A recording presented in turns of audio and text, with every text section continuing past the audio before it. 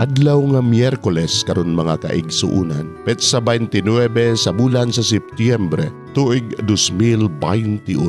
Ato karong gisaulog ang kapistahan ni San Michael, San Gabriel ug San Rafael, mga arkanghel.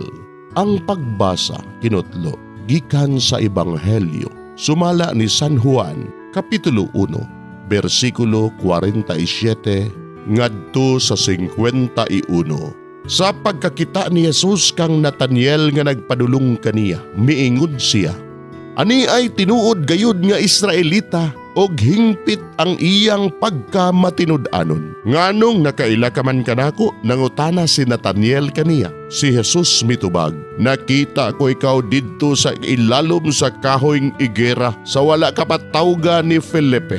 Si Nataniel mitubag, magtutudlo, ikaw mao ang anak sa Dios, ikaw ang hari sa Israel. Si Jesus miingon, mituo ka ba tod lang kay miingon ako kanimo nga nakita ko ikaw ilalom sa kahoyng igira? Og miingon siya kanila, sultihan ko kamo, makita ninyo ang langit nga maabli og ang mga anghel sa Dios nga magsaka kanaog diha sa anak sa tao.